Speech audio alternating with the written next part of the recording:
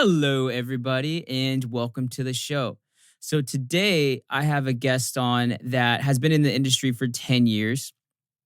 He is certified through ISSA, and he also has a dynamic neuromuscular stabilization certification as well. He works at this place called In Motion OC in Irvine, California. He's also the fitness director there. Please welcome my guest, Edgar Benitez.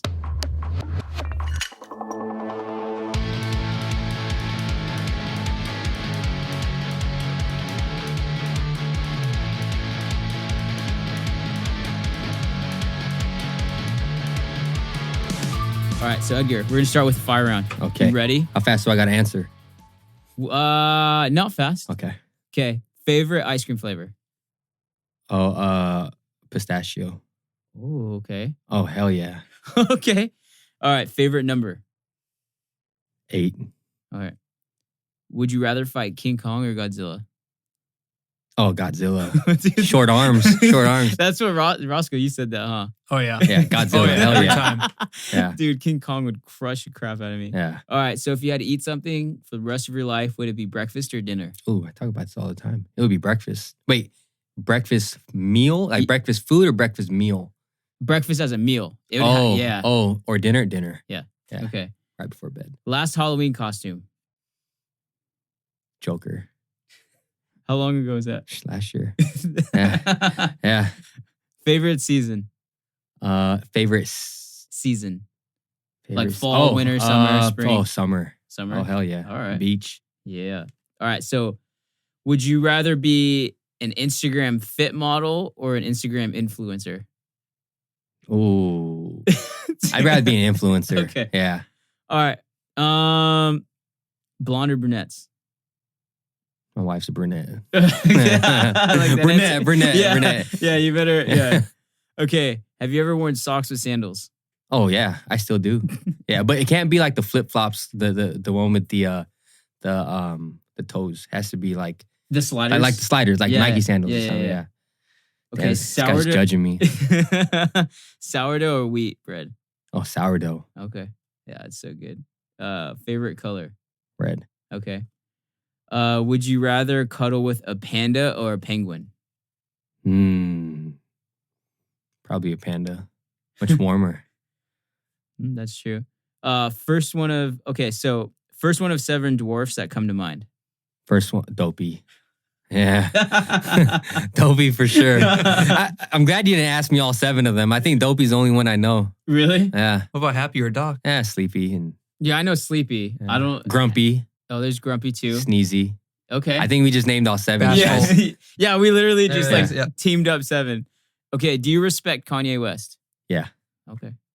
Fastest speed you've driven in a car? You driving? Probably 140. What? Yeah. What the hell? What kind of car were you driving? It was a Civic. Yeah, dude. Really? Yeah, it was a Civic. Oh, It was was it my- souped up? Yeah, it was my second car. Oh, that's why. That's funny. Yeah, it was bad. So I took the hood off just so I can go faster.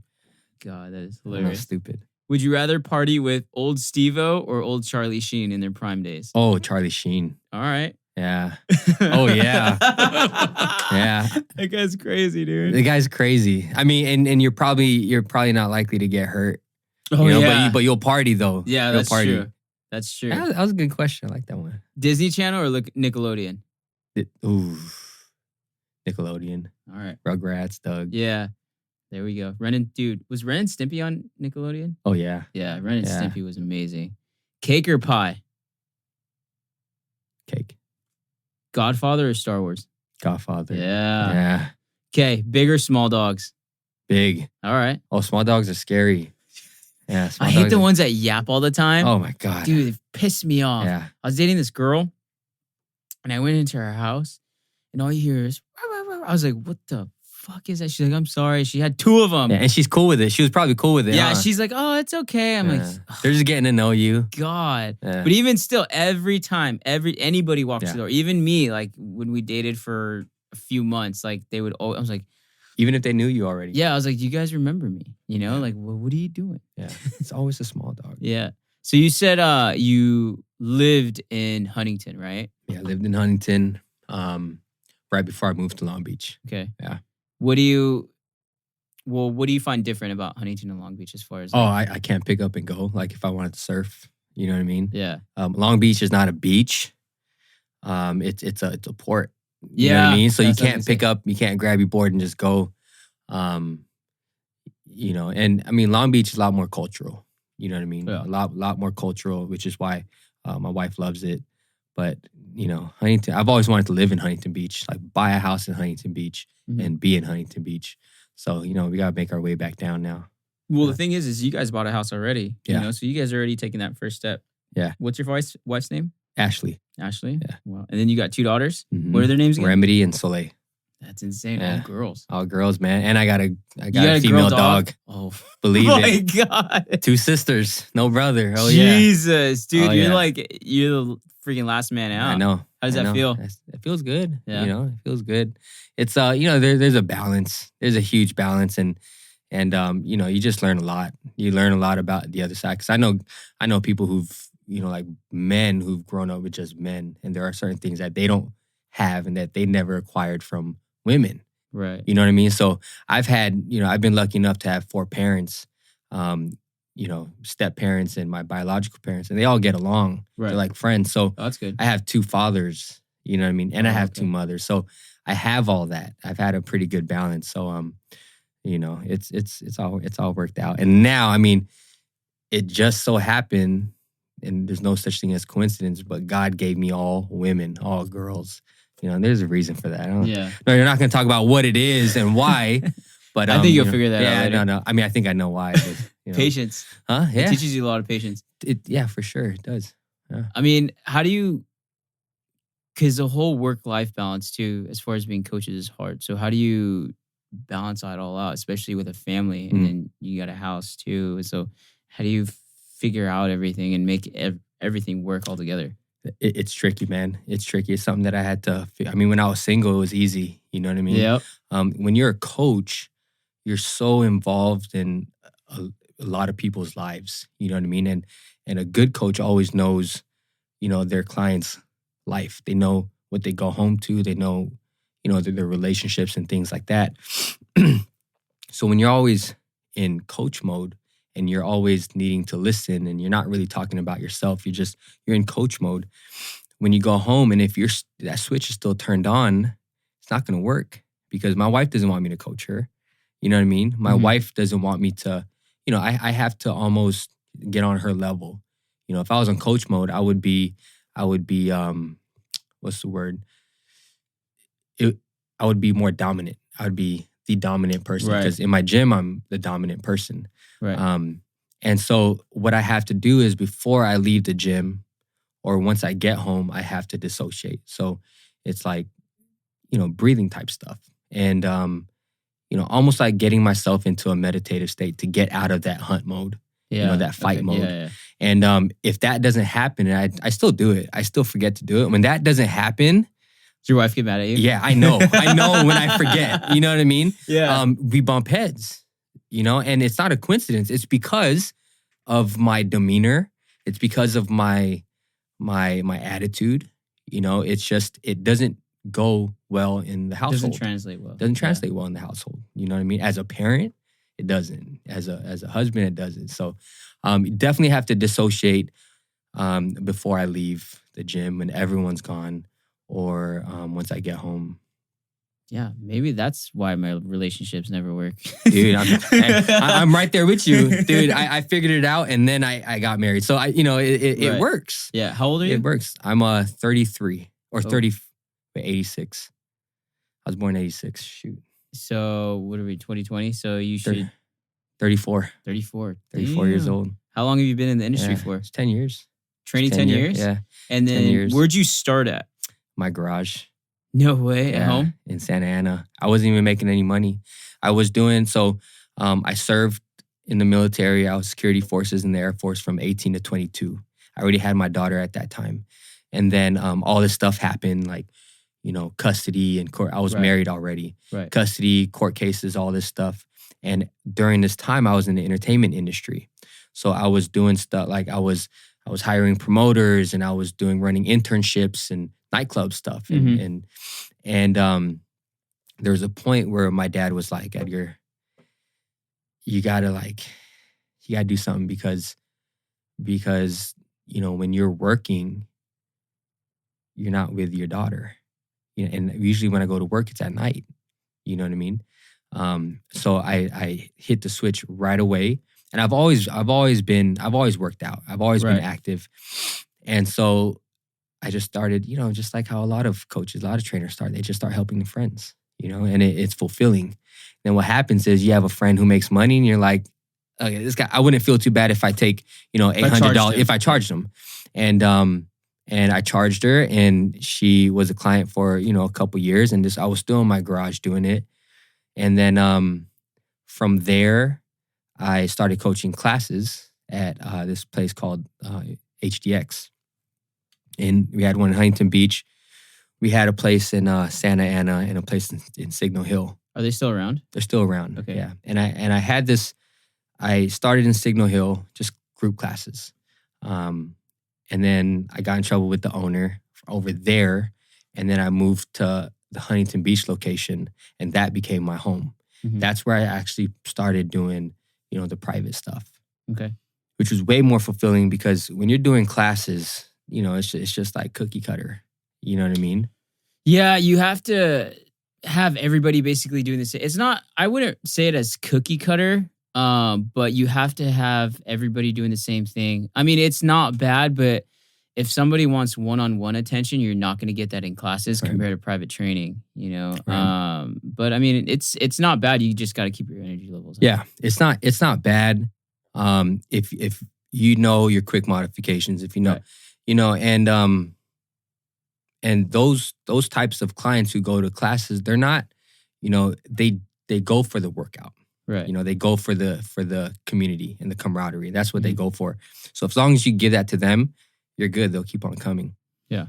So I started doing my private sessions over there, and then I picked up a share of the company. So then I became more involved, and this is where I started bumping heads with the owner. Oh shit. Yeah, I started bumping heads with the owner, just about business stuff because I'm very business minded, and they were they're super. They're probably gonna hear this.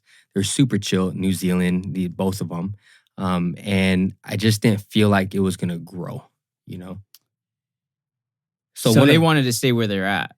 No, they didn't want to, but they weren't making the strides. We had a 8,000 square foot gym, our headquarters in Santa Ana. That's huge. It was huge, dude. It was massive. It was so big. It was huge, dude. And it was nice. But there were only like 5 classes a day. And there was one coach at the time doing his privates. That was it. And I was just like, let's fill this place up. Yeah. Let's fill this place up. That didn't work. One of my clients, she was one of my good clients. And she said, Edgar, if you ever want a job, I have my physical therapy clinic. They had a small little fitness business there at the time. And I'd never paid any attention. And then when we really started bumping heads, all these things happened and it lined up. It was kind of like one of those signs from God, right?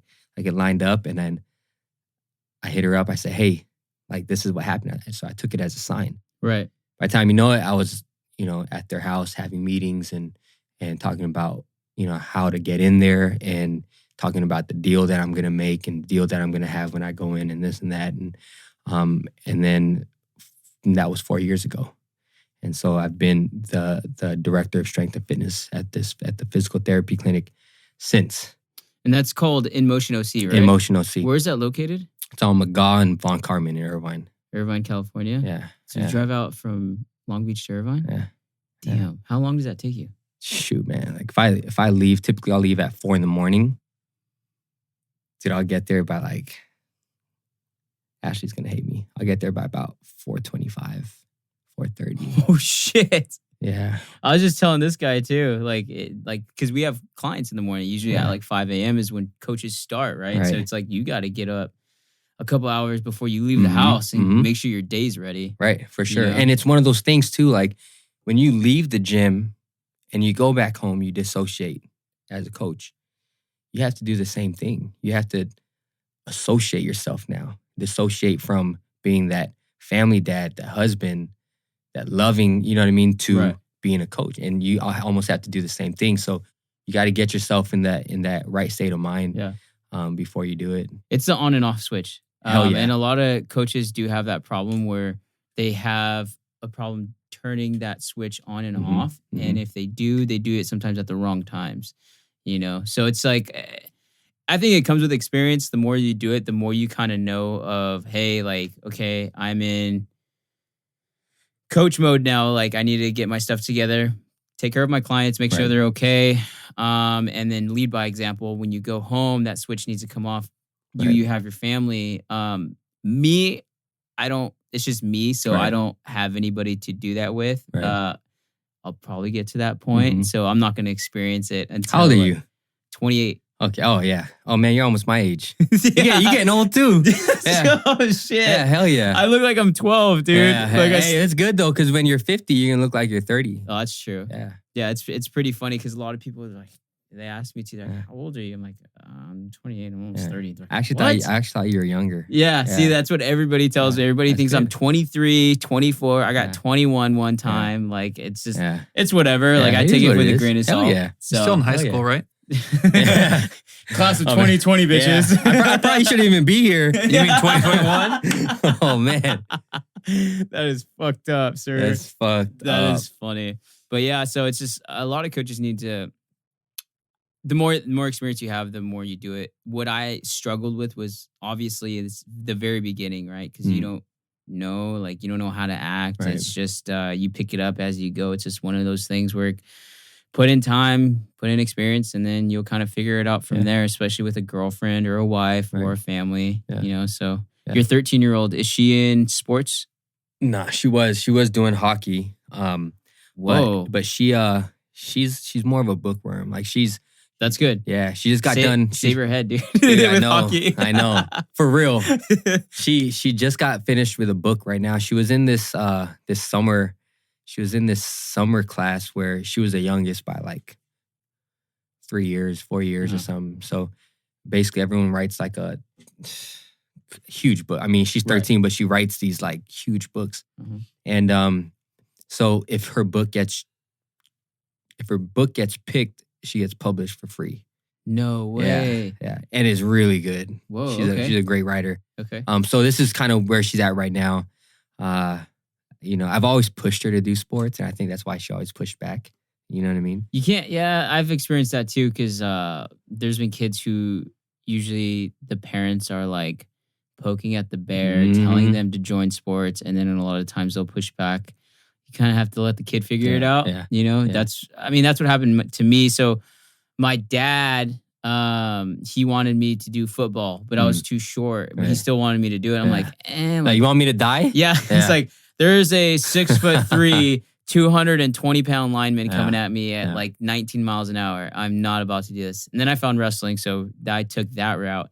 But yeah, I think just kids need to find their own way in a way. Like, if they like a sport, like if I have a kid, hopefully I'm like this. I don't know, because you say things and then shit changes, you know? So I'm hoping that once I become a dad and once I take those steps and see where my kid wants to go, like whatever they want to do, as long as they have good morals, I'll just help them in the right direction. Yeah, for sure. As long, I mean, they just have to have integrity. You know what I mean? Integrity and the morals in them. You know, you just guide them as a parent, and hopefully the morals that you instill, they'll kind of, you know, they'll kind of take it in their journey. You know what I mean? I'm pretty conservative in the sense where it's like, I'm just not gonna let you do your thing. Right. You know what I mean? Yeah. I'm still gonna tell you what I want you to do. Obviously it hasn't really, I mean, even my eldest daughter, like, well, yeah, there's rules and regulations that they go by. For sure. They have to obey you because you're the father. Like, if they do some shit wrong, then you're gonna get in trouble. Right. Like, you know? Yeah. I mean, I've always tried to dress her all cute and prissy and stuff and like put up her hair. Now when we go shopping, she goes to the boys section. You know what I mean? So when I say there's pushback. You know what I'm saying? She's like, nope, Dad, we're going over here. It's like, and I've never pushed books on her. I've never pushed book. I've never had to force her to read, and then she went that way. You know what I mean? Yeah. So with Remedy, things might be a little different. Yeah, she's one, right? You said you had her last year? She's 3 months. 3 months. 3.5 months, dude. Whoa, dude. Yeah. So she was born in during COVID. Holy shit. Yeah. Whoa. Yeah. Dude, so when I was in the crazy. hospital, Congrats on that. Thank by the you, way. brother. Thank you. When I was in the labor and delivery room, I couldn't leave. They wouldn't let us leave. And we were there for 2 days. I literally did not leave the labor and delivery room. It was depressing. Fuck. Yeah. I couldn't even walk out or go. And it was like a 2-minute drive from my house. I could have just went home and like grabbed my wife some new socks. I couldn't even do that. Yeah, I know. So that's such bullshit, dude. Yeah. Like with all this stuff going on, it's sad because my boss, what's up, Sacco? Shout out to Sacco, No Limit. He just had a kid too, Livy, and same thing. Like it was just him. Did you cut the umbilical cord? Yeah. So like he did too. They allowed him to do that stuff, but it was just him. So he has another daughter, and she couldn't even go in there. Yeah. And I'm like, what? He's like, yeah. He's like, it's just me, his wife, Lauren, and then his new baby, Livy. So it's just like, this whole thing has everybody messed up.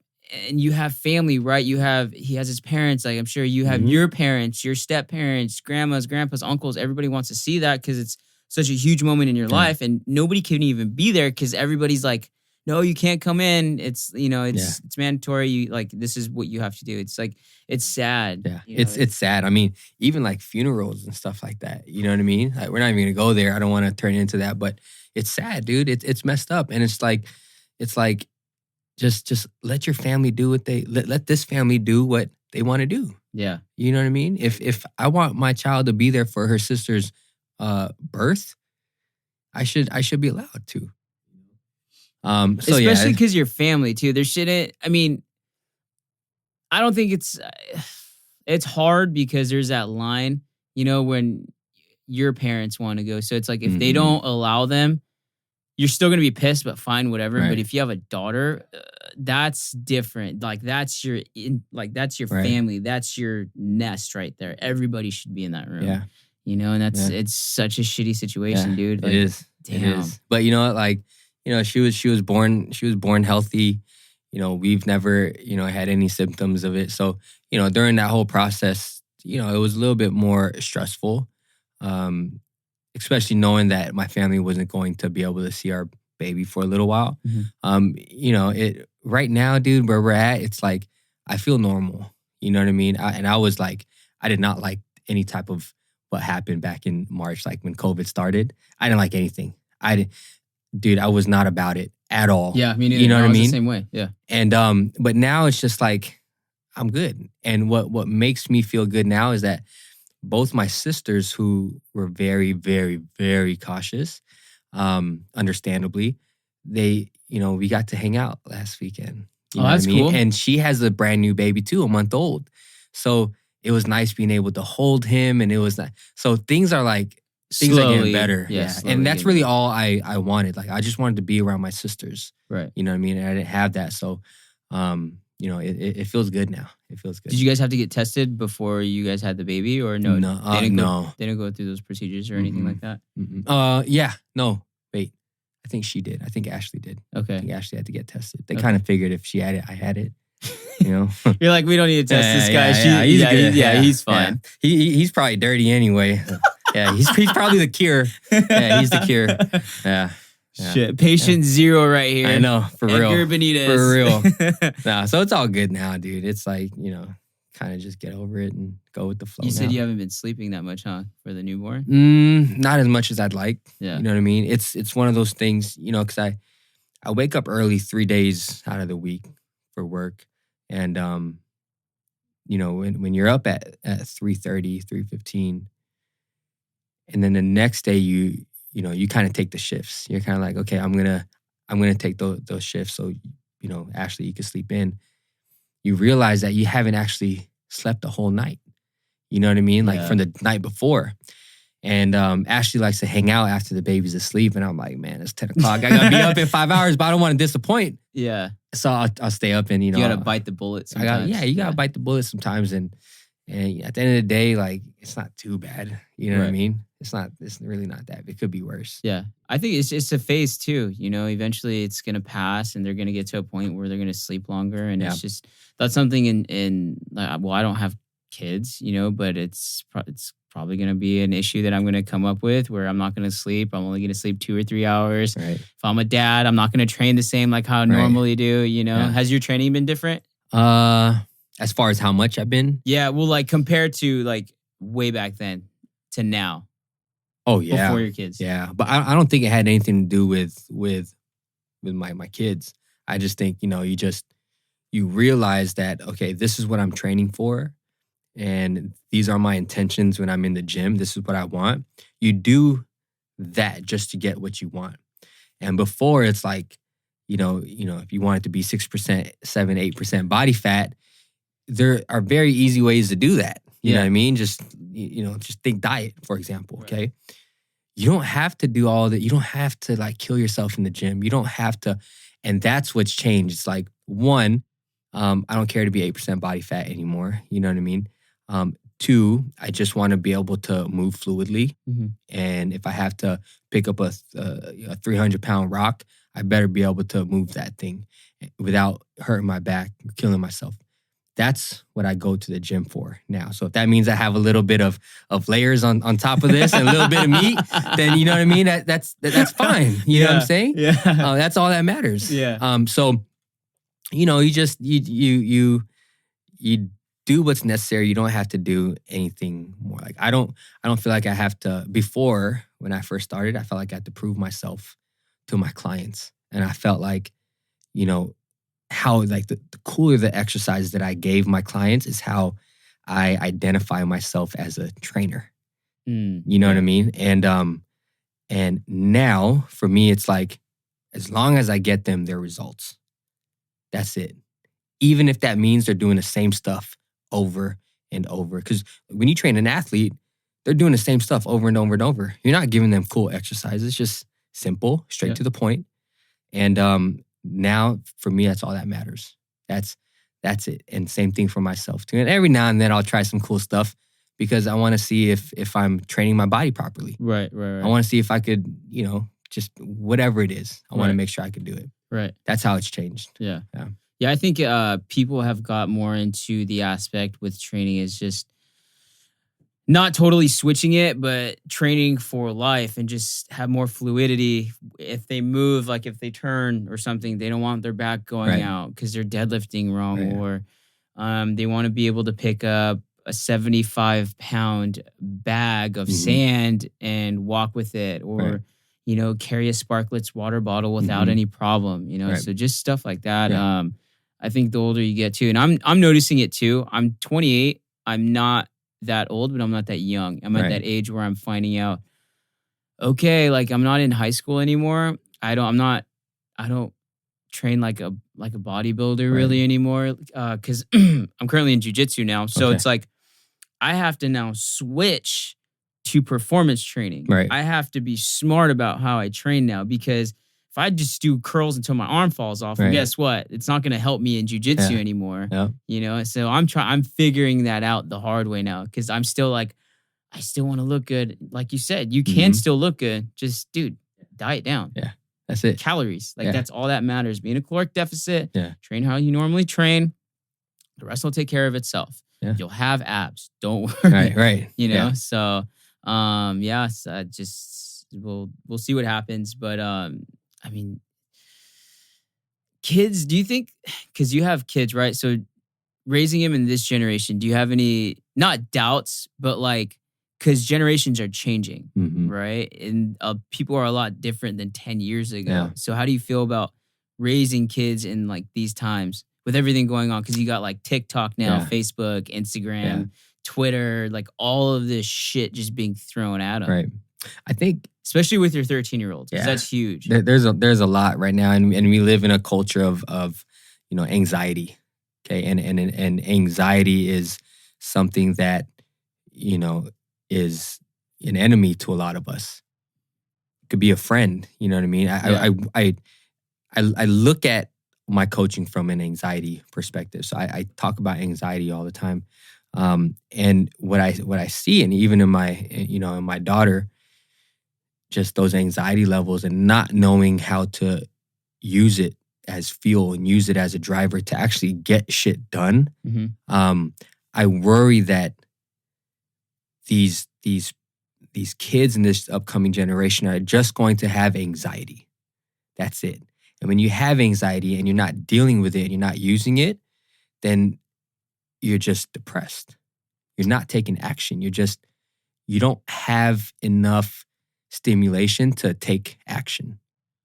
And I see that with my daughter. It's like bottling it up, kind of, right? It's like bottling up, or just not having that much passion. Yeah. To get yourself super like anxious enough to get stuff done.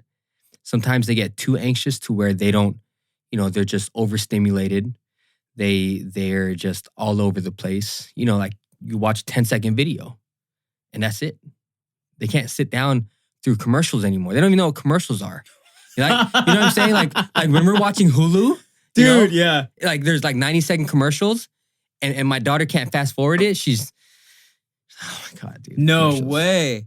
She has no patience. No.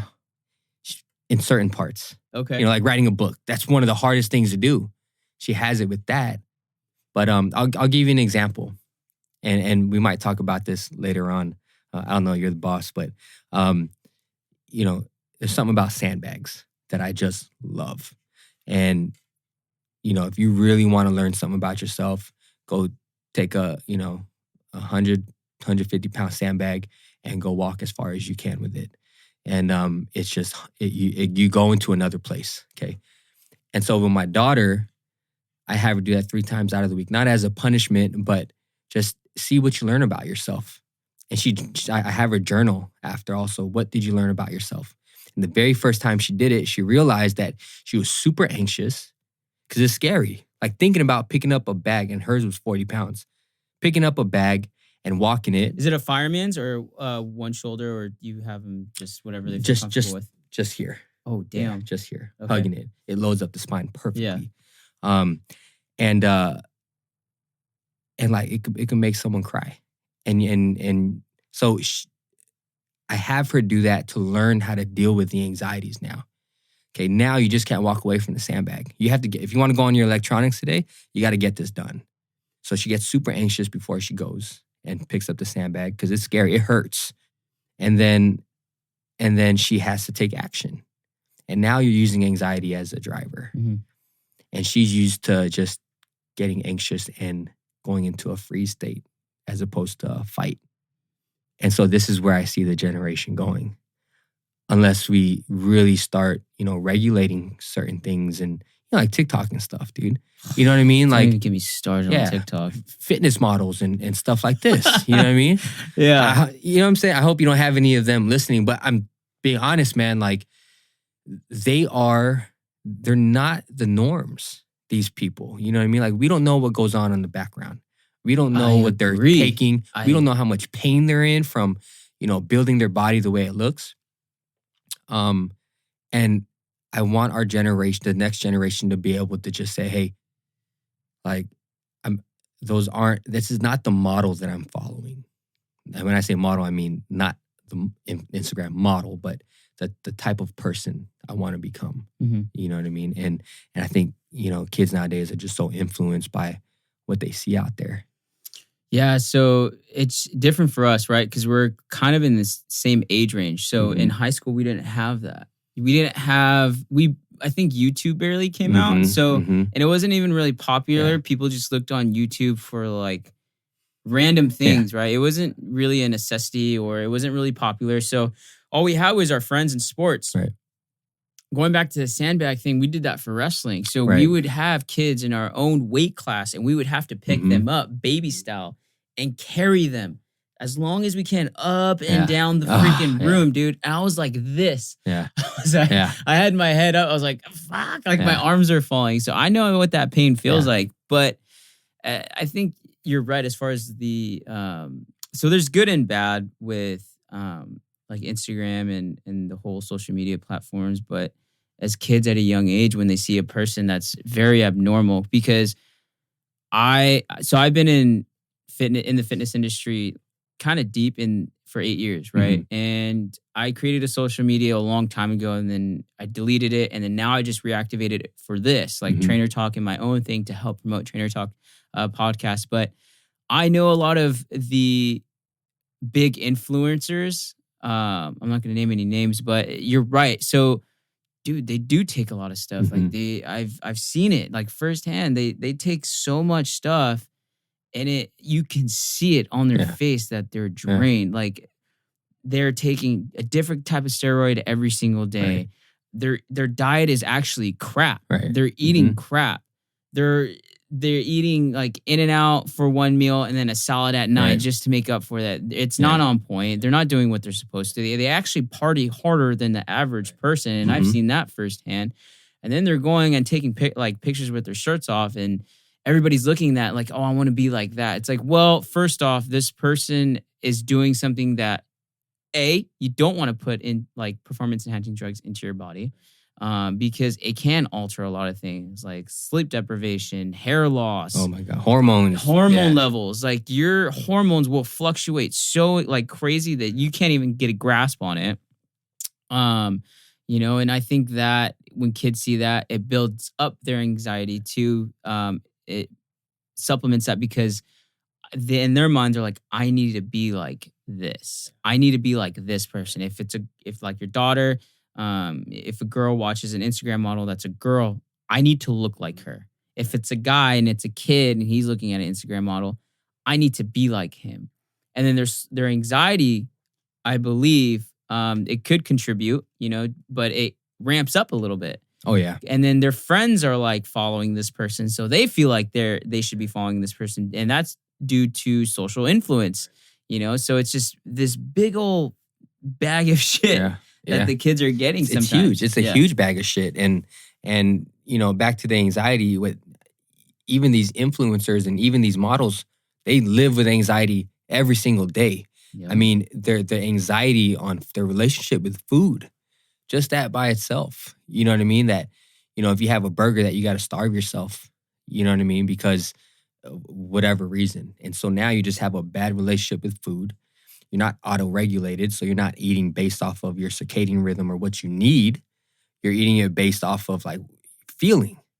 I feel like shit because I ate this burger that was probably bomb, but it made me feel like shit, and now I just got to eat, grassroots for the rest of the day. You know what I mean? and it's like no, that's true. And then so true. It's true, dude. And then if this season comes along where they got to like super cut up. They're those weird, maybe not them, but the people who aspire to be them, they look like the weird person now when they go to a party and they bring their own Tupperware of greens when the party's having pizza, or they're serving dessert and they're that weird person who's like, no, I'm good. I don't want any cheesecake. And it's like... So what it comes down to too, for the listeners at home, because I used to do that, right? I am a victim to this. I used to follow I still do. I know some of them. So the people I follow, I know and I've met. And they're actually really good, wholehearted people. And there's only a handful of them in the industry, right? Especially the bigger you get, there's maybe like 4 or 5, right? Which is not a lot. So I used to do that. I used to do Tupperware. I used to, I can... chicken, rice, and broccoli. That's it. And then the older I got, the more I got smarter and wiser. I'm like, okay, actually, it's not about that. Yeah, you want to eat nutrient-dense foods, but at the same time, if someone's having a birthday party, enjoy it. Yeah. If you really are serious about losing weight, count your calories. Still have breakfast and still have that, but just see how many calories you have during the day. It's all about calories at the end of the day, and that's the only thing that matters, right? If you're still cutting, and you have a slice of pizza and you had a couple of things throughout the day, you're fine. Yeah. That's what kids need to realize too. You don't need to starve yourself. And I've seen it. I've seen IG pages that pop up on my newsfeed. Haven't eaten all day just to save up for this cheat meal. I'm like, what? Yeah. It's crazy. What message are you sending to everybody that's following you? You're showing them, you're literally legit saying, I'm starving myself just so I can go to In-N-Out and enjoy myself. I don't think that's a good idea or even a good thing to follow, That's exactly it, man. And then, you got to ask too, like, why do you want to get down to 7%, 6%, 4% body fat? You know what I mean? It's the why factor. As a normal person, right? Like, are you getting paid for this stuff? You know, if this was my daughter, for example, she's totally not into it, so it's completely irrelevant. But you know, if she did, I'm gonna say, as a woman, why do you want to get down to 10% body fat anyway? Yeah, you're not making any money off of it, and if you were, that's another conversation. You know, but one, okay, you want to count your calories because you're worried. You know, you want to get down to that amount of body fat. Counting calories then builds up anxiety because it's like, what am I going to eat next? You're not being present. You're thinking about food all day long. Mm-hmm. Okay, when you're thinking about food all day long, you're not being present. I mean, when you're thinking about food, that's the worst type of relationship you can be in. Yeah, you should only be thinking about food when you absolutely need it. When you're back at home, that's how I see. This is how I see like dieting and eating and stuff. When you're out and about, when you're working, if you were mentally busy and if you were stimulated, basically if you were out hunting, you wouldn't be thinking about food. Okay, you're thinking about, you know, the steps that you have to take in order to survive. Right. Okay, and we go back to caveman. That's what they're doing. They really only eat when they're back in their caves, when they're back at home, when their digestive system is actually working and ready to digest. When you're out and about with clients and stuff like that, you're hunting. Yeah. You know what I mean? If you ate, you know, a big piece of protein, the hardest thing to digest, you're not going to digest it at a higher rate, at a rate that you would need to in order to digest those proteins. Okay. Mm-hmm. If it's something like sugar, you could digest that all day long. Yeah. So for me, it's like I really only eat when I'm at home. Yeah. Okay. And if that means I have to go home to go eat, I will. It doesn't mean I don't go to restaurants. Right. But just in general. Okay. So when you're talking about counting calories, like for my daughter, that is another reason why the anxiety will build up. Okay. Now and then you're counting macros. And then you get anxious when you go over your calorie count, like, you know, by 5-10 calories. I've been there. True. Yeah. You know what I mean? I've been there, dude. Yeah. Like the fitness pal. Yeah. You know what I mean? I've been there where I was counting every single macro, every single calorie. I dropped down to 7% body fat, but like I was an anxious person. I had that type of relationship with food and even with workouts. I never missed a day. You know what I mean? I never missed a day, and I would spend 2 hours in the gym, and you know, it just wasn't a good relationship. Like right. my lifestyle, that healthy lifestyle, it just wasn't a good relationship mentally. Right. You know, it just wasn't. Yeah, like I used to do that. I used to have to eat 5 meals a day because I saw some bodybuilder do it. You have to eat 6 meals a day, and this is that. Dude, I felt like shit when I did that because I had Roscoe, you saw me when I worked at LA Fitness. Oh, yeah. So in the very beginning, like, dude, so I've known this guy forever. But when I worked at LA Fitness, like when I had my Instagram back then, I used to have to eat 5-6 meals a day. I'd bring my Tupperware to work, and Ross was like, wow, you're eating again. It's like, yeah, I have to. Like, I was miserable. Right. Like, I was fucking miserable. And I'm like, this sucks. Yeah. Like, now I eat 3 times a day, sometimes 2, but I'm eating 1,000 calories per meal because I need to get all my calories in, or sometimes even more because I'm super hungry. Like when you're with clients, you don't think you're about moving. Food. Yeah. You are exactly. moving. You don't think about food. You are moving.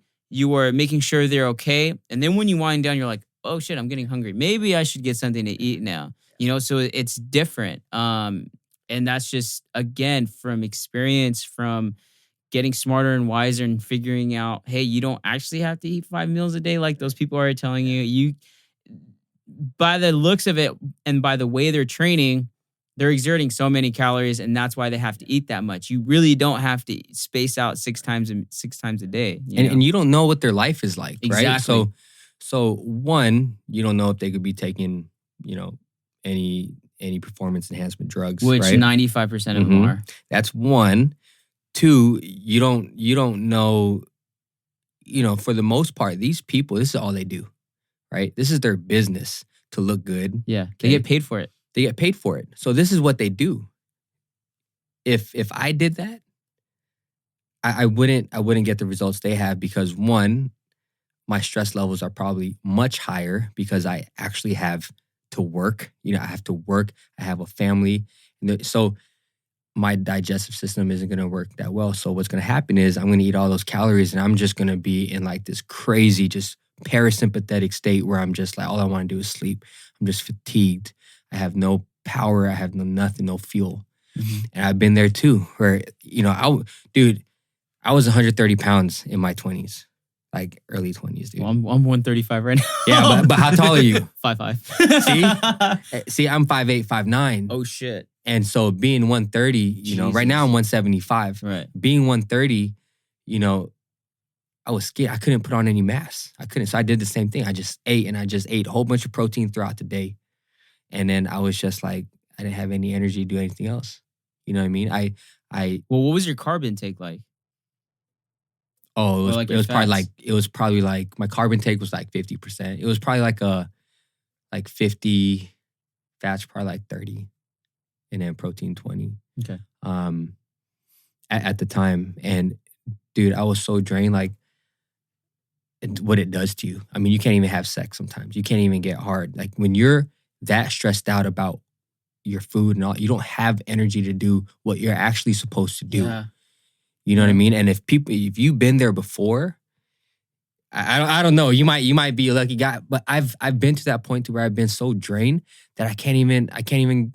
You don't have the endurance. No. With your partner. Yeah. Yeah. You don't, and you're just so drained. You can't give them that. Yeah. And that's one thing too. So I mentioned this on, I think this was episode 5 with Joe. So I used to take performance enhancing drugs. Mm-hmm. I used to take steroids myself. And I saw the effects of how it kind of changed my body. Mm. So when you're taking a performance enhancer, dude, anything you name, I basically took. I was an idiot kid. My boss basically at the time, he asked me, he's like, hey, you want to get bigger? And when you're 18, you're 19 years old, you're like, dude, fuck yeah. I want to get jacked. Yeah. All right. Oh, yeah. And it starts, that door opens, that big door opens. And I'm like, all right, cool. And I did it for, I started taking PEDs in 2011, 12, did it for 2 years. And then after that, I was done because, so what I felt was, I got jacked, right? I got big. I actually got up to 165, almost 170. Damn. So I was built, but at the same time, you get no sleep. I don't know how, like, if people know this or not. When you're on that shit, you get no sleep, right? I usually got 2 or 3 hours max. And I felt great, which was weird. 2, I started breaking out everywhere. All over my face, all over my back. My stress levels were really high. Mm-hmm. So my resting heart rate, I didn't even want to measure that because it was just beating. I could just be sitting down watching TV or beginning to go to sleep. It was just beating like crazy. I felt like I just did cardio. 4, you get night sweats and you sweat through your sheets. Now, I hope this changes a lot of kids' minds, but like I had to do laundry about once every other day for my bed sheets because I'd wake up drenched in sweat. And at the time, I was an egotistical kid, so my anger level, like my anger management wasn't that great because all it did is just amplified everything. Like when something, it could be little as the girl I was dating at the time, she could do something small and it just set me off. I would flip out. Oh, yeah. And then once I got off, I did take a post-cycle therapy, a PCT, but when you get off, there's this point to where you start at a base, right? And then you go below where you started. So now your estrogen levels are much higher than your testosterone levels. And your testosterone levels after you get off are about as high as a high school girl's.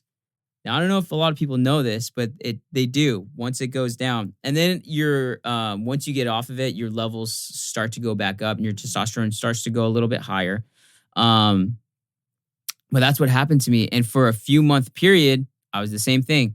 My sex drive just wasn't there. I couldn't get it up. My girlfriend's like, is it me? I was no.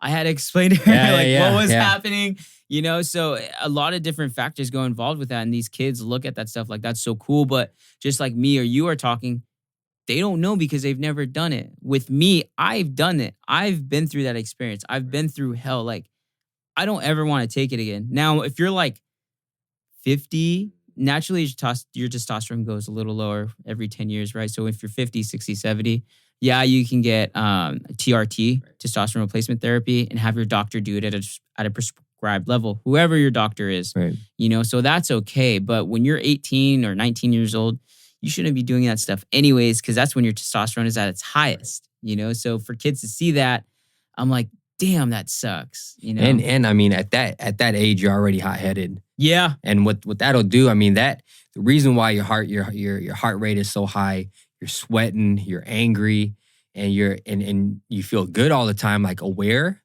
it puts you in that sympathetic state, the fight or flight state, and you're living there. You're living there every single day, which is why you're putting on so much muscle, right? Because in order to get your gains and put on muscle, you have to be able to get to that place of like fight. You ever been under a bench or a squat where you're just like, I don't know if I'm gonna get this up, but you push through it? Yeah. You were living there. Yeah. 24/7. Yeah. You know what I mean? So hell yeah, you're gonna put on muscle. You know, so that I've never done it, you know what I mean? But I've known people to do it, and I've seen what they were like in their relationships and things like that. And it falls apart. It falls apart. It's horrible. And when there's this kid that asked me too, I forgot what his name was. I think his name was Johnny at LA Fitness, blonde kid. Was that his name? Yeah.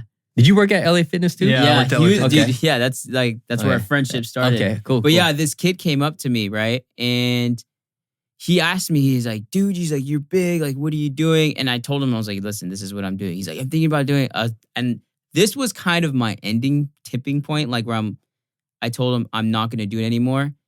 And I told him exactly the experiences I went through. This is what you're going to go through. This is what's going to happen after. You have to expect this. I do not recommend any kid doing this. I don't at all. Like, it fucks you up. He's like, okay.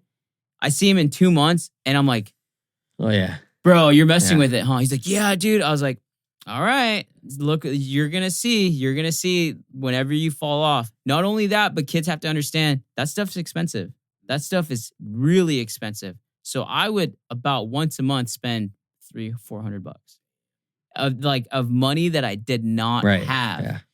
I worked for it. I didn't pay rent. So all my money went to me. My grandma made my food, lived at home. So I didn't have to worry about that stuff. Now that I'm older and I look back on that, I'm like, damn, I was a fucking idiot. I spent like $300-400 on shit that I don't even take now, you know, but it's that learning process and what kids see and what they need to understand. Hey, this person is going through this. Are you willing to go through that? Yeah. Are you willing to go through the sacrifices that they do? If you look at them, most Instagram models or influencers, they don't have a partner. If they do, they go through them like revolving doors because they can't keep a relationship. So why is that? Why can't they keep a relationship? You know, what's going on behind the back end? I mean, you know, it could be, be so many different factors. So it could be so many different factors, you know, and I mean, just the stress of having to keep something up that's not even natural. Like it is not natural to some people. I mean, there are 1%ers, but to be in that state, to be on all the time and to be able to hit the gym all the time and do what they're doing, it's so hard to do. And you could do it, but you're sacrificing things, right? You're sacrificing sex. And I say it all the time because that was one of the toughest parts. You know what I mean? Like, you're so drained that, you know, you just can't. You're sacrificing, having cheesecake. I say cheesecake. Yeah. Cheesecake's my favorite. So you're sacrificing that. Yeah. You know what I mean? And to sacrifice that just to get at, 7% body fat for what? I wasn't getting paid for it. Yeah. And that's the thing too, people have to get is, I want to be there. Okay, it's like, that's fine. But why? There's that why factor. Yeah. Why do you want to get there? What's the purpose? Are you working towards something or you just want to get there because that person is and you want to be like that person? Are you getting paid for it? Are you not getting paid for it? Are you doing this because you want to do a natural bodybuilding show, which is fine. I mean, if you have that and you signed up for one, go ahead, do it. But if you're just doing it just because, I probably wouldn't think that would be a good idea. Now, if you are experimenting with yourself, how low can I get before I feel like shit?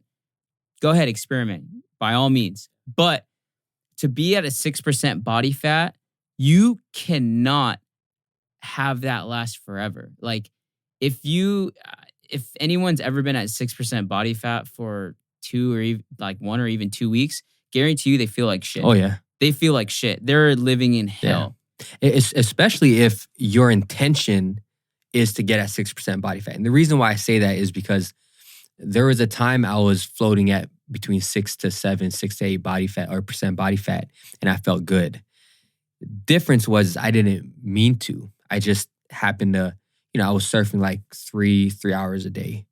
Oh, dude, when you surf, you burn calories like crazy. You burn calories like crazy. Yeah, I used to do that in San Clemente. You're hungry. Yeah. I don't know about you, but I was starving after a surf sesh. When I'd come back, I'm like, fuck, just give me anything. Yeah, like, I don't care what it is. For sure. And then on top of that, I was still training. And at the time, I was doing really heavy barbell stuff. I wasn't craving shit food. The reason why I wasn't craving shit food is because I was happy.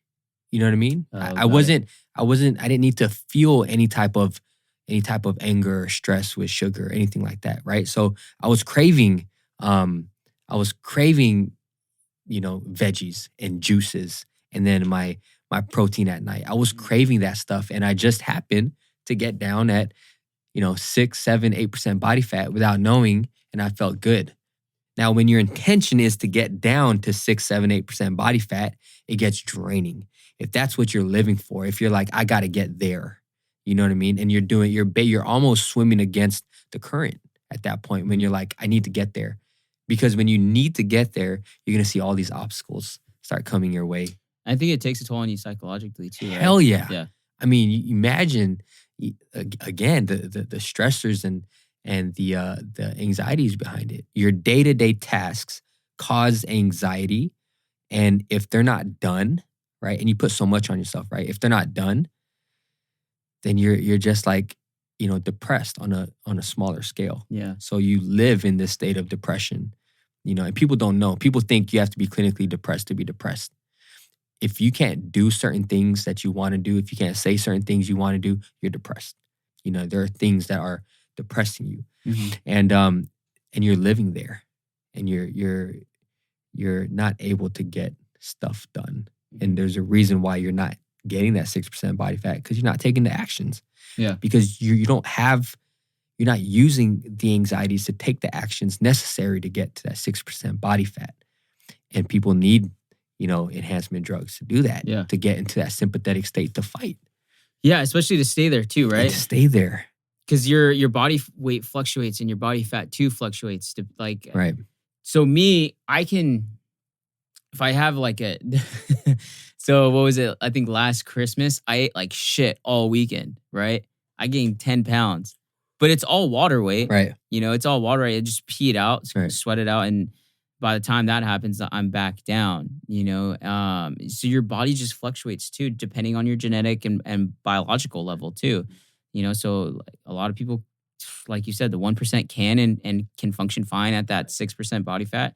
Most people in the general population can't. I can't. And people need to understand that. Yeah. And people I feel like shit. I can probably last a couple of days and okay, you know what?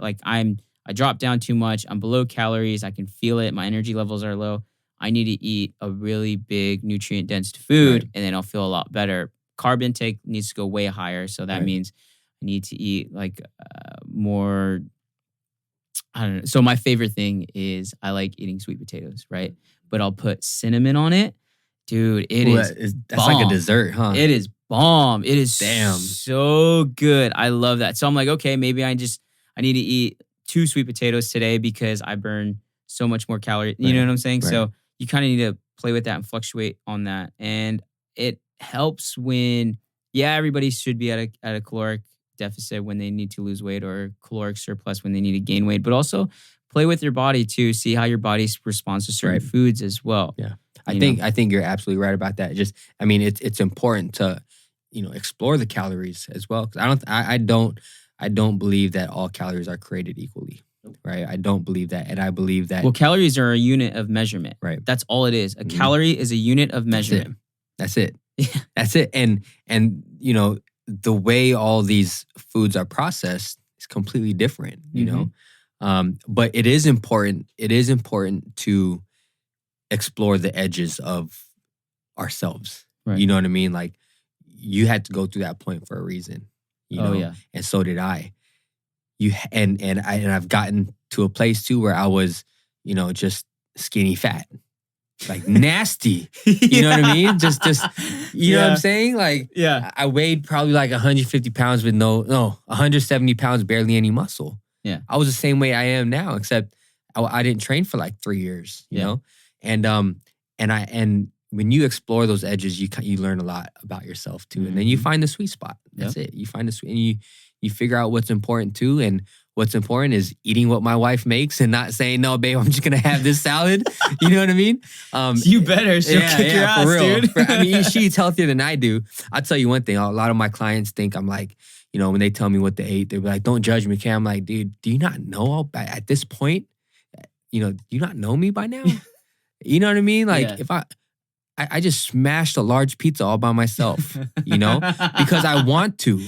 Yeah. And I don't feel guilty about it. Yeah. We're human. We're all human. And you can't feel guilty about what you eat. And if you do, if my clients feel guilty about what they eat, that's a whole nother conversation that we're going to have. It's like, we're going to have this conversation right now, because this over here is going to get in the way of whatever goal that you're striving for. So we're going to talk about that. And, with food and stuff, like, well, what should I eat? What should I? It's simple. I tell them fast throughout the day. It's simple, right? Because the more complicated it is, the more likely they're not going to do it. You know this, right? When clients say, what should I eat? Fast throughout the day. Sugars and carbs, right around your workout, even during your workout, before your workout.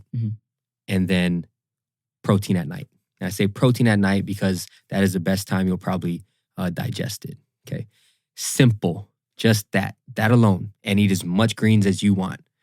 And that's it. And, the simplicity of it, people are more likely to get it done. Yeah. And they'll say, oh my gosh, like, I don't even want to tell you what I ate, last weekend. It's so bad. I feel like shit.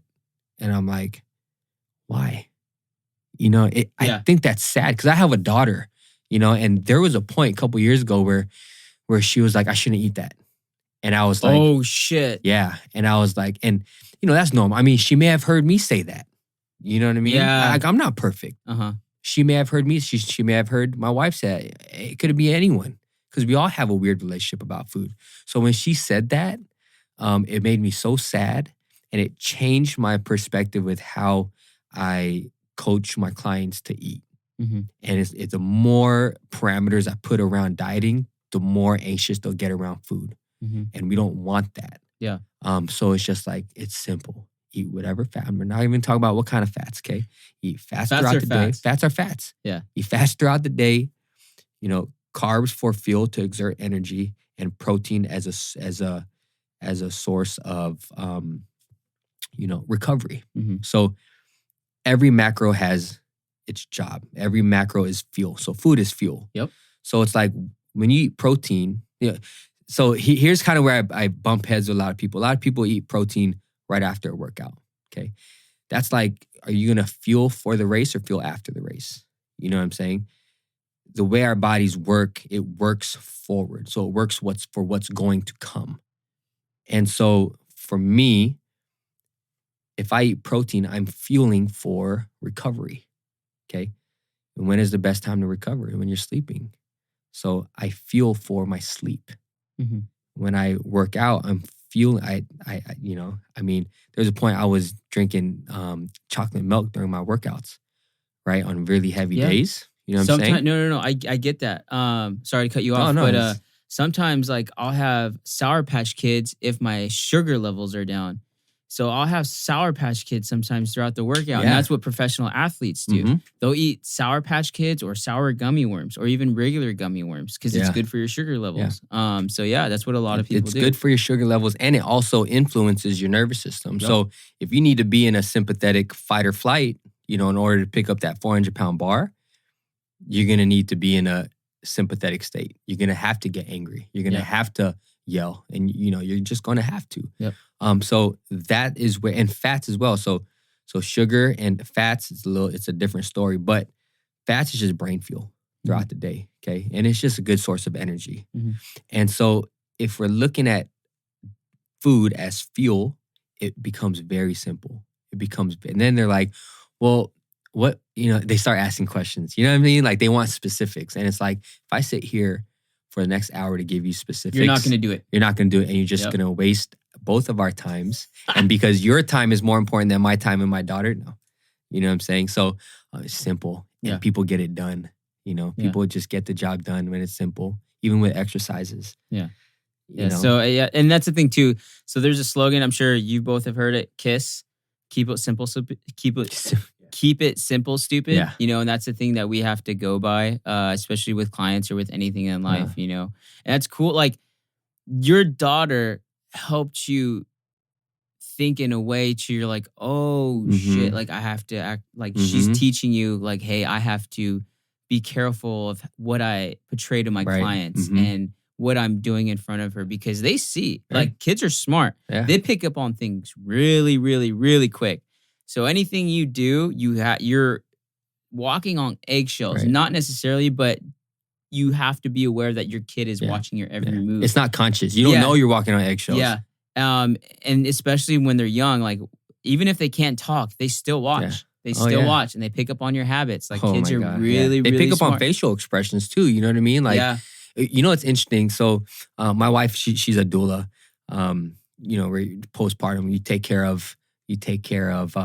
you help support a family who just had a kid, right? Right. So, and she's also in the travel industry as well. But she just read me something that was very interesting. Actually, I think it was my brother-in-law showed her and she showed me. But it said that babies cry. I'm going to send you the link. But it says that babies cry based on our accents. What? Really? Yeah. And it was crazy. I still got to see the article. It's what she told me. I believe everything she says. Right, I'm gonna put that on record. Okay? Yeah. Put that on it's record. Recorded, so it's recorded. So I mean, and I believe that because babies make the same expressions as we do. They're very intuitive when they're born, and we have, this is where we learn, friend or foe through our face. Like I could just look at you and intuitively be like, he's a good guy.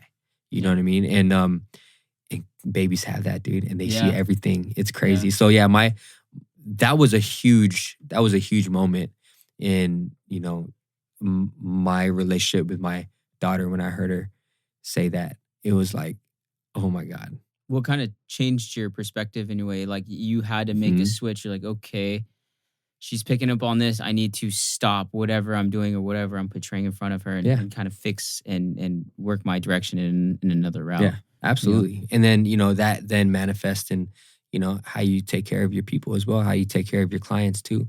And now when I hear them say things like that, it's like we need to have a conversation.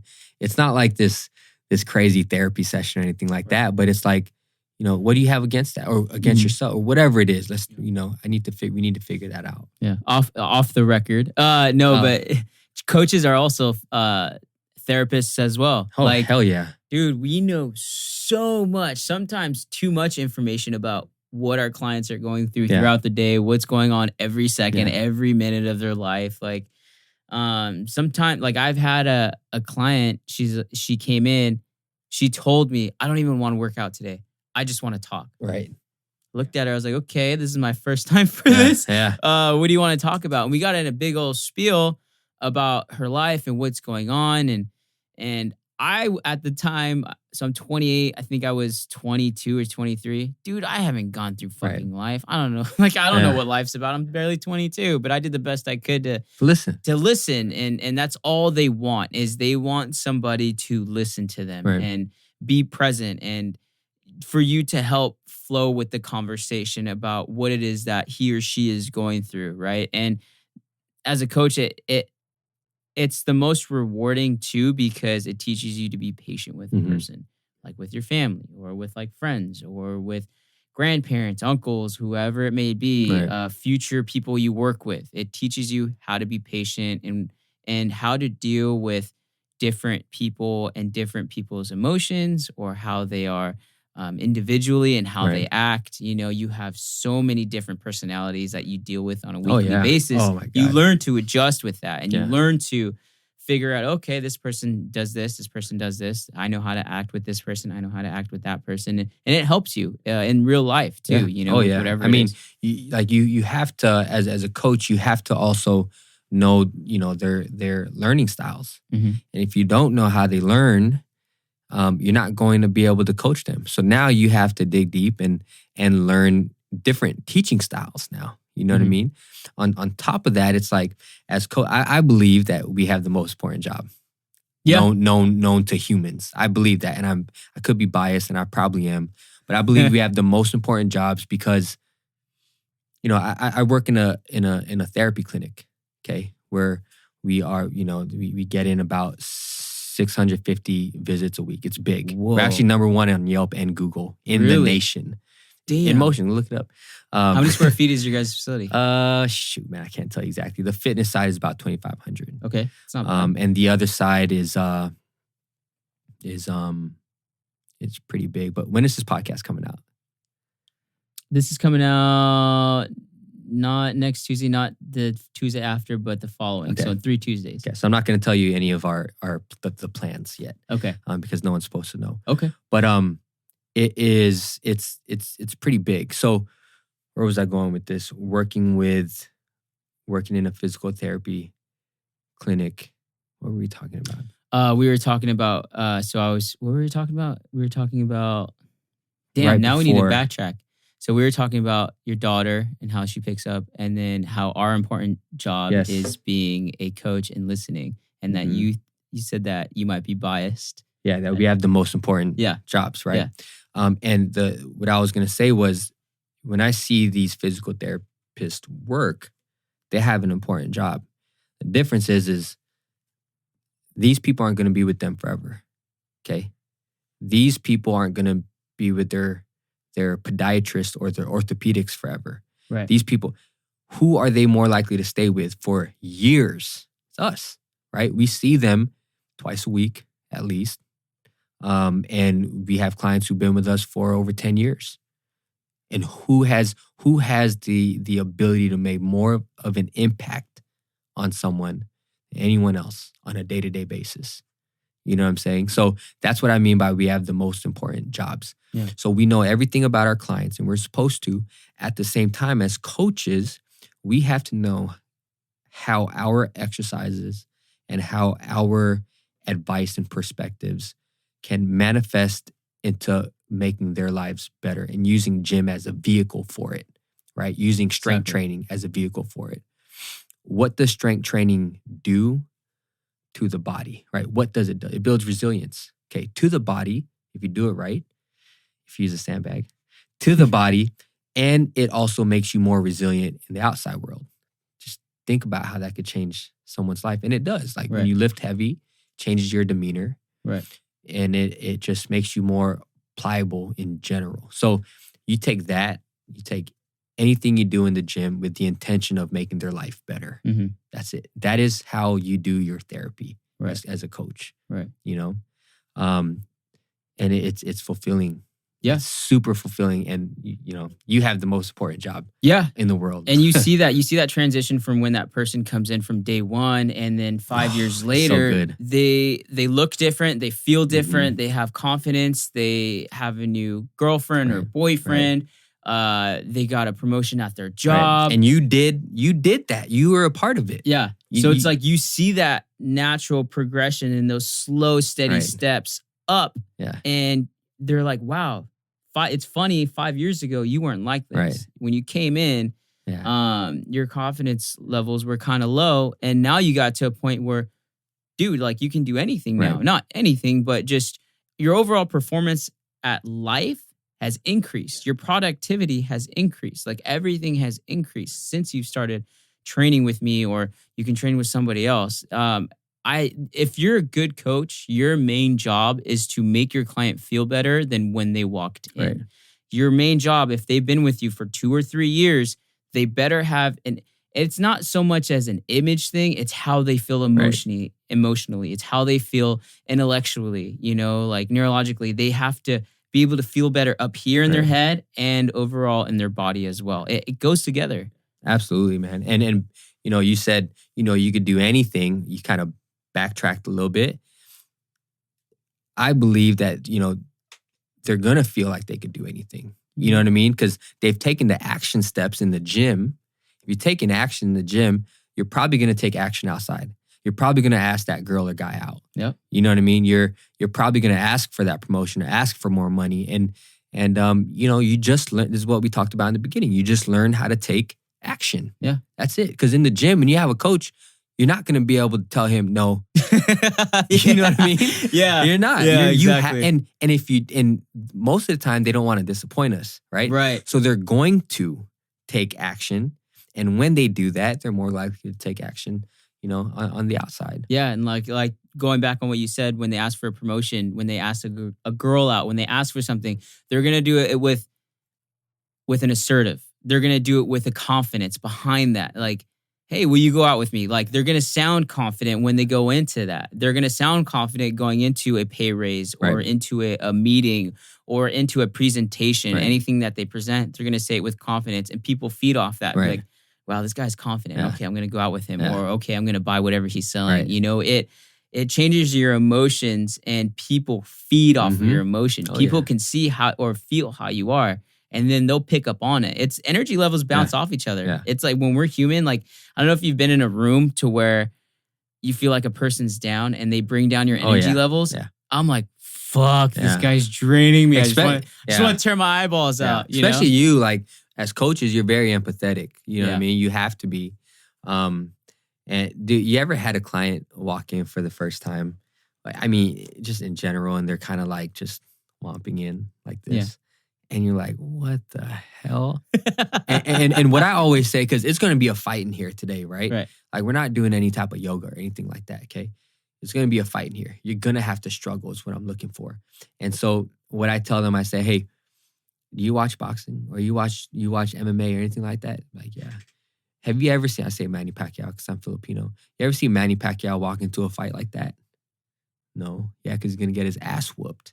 And if you don't change your attitude right now, I'm going to whoop your ass. It's not going to feel good. Right. And so that type of attitude, that type of confidence level is what I was talking about in the beginning. You have no arousal, no care at the moment to take action and perform well. So, years later, when they walk into the gym, they act like they own the place. They act like shit. Their chest is up. You're like, all right, who's this guy over here? Yeah. Like a total freaking 180 spin, you know? Because now this person has won, 5 years of bouts, 5 years of fights, working with you.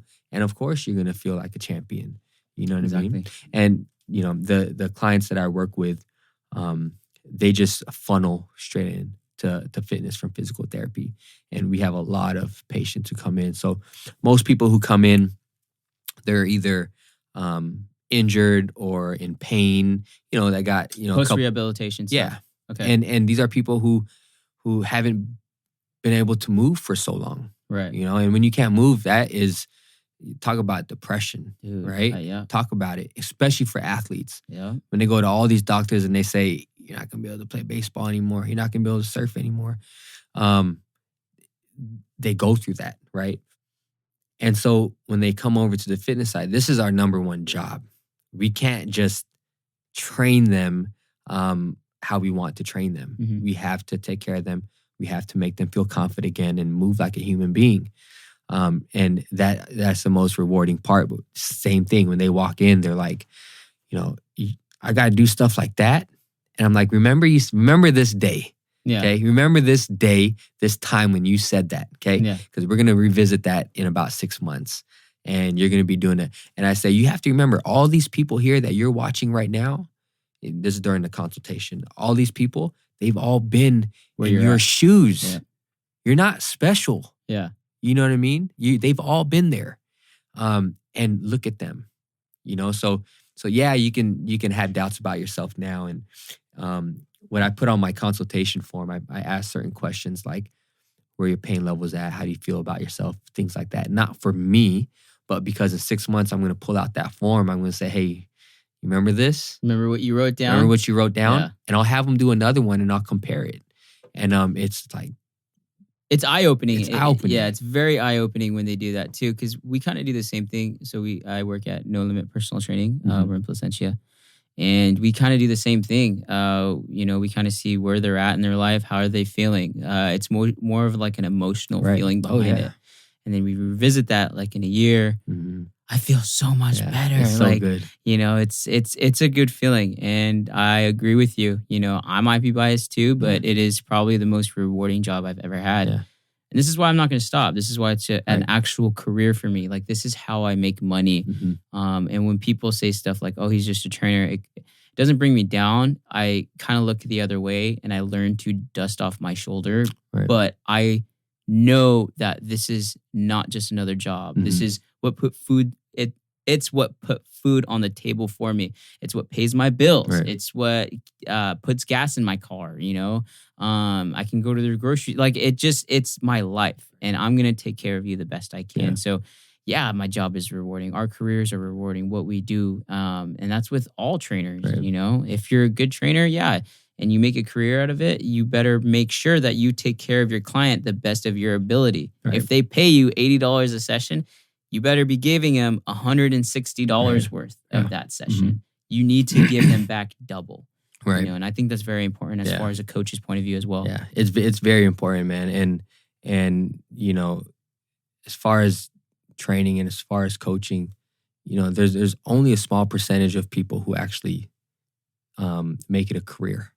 Yeah. Because it's a grind.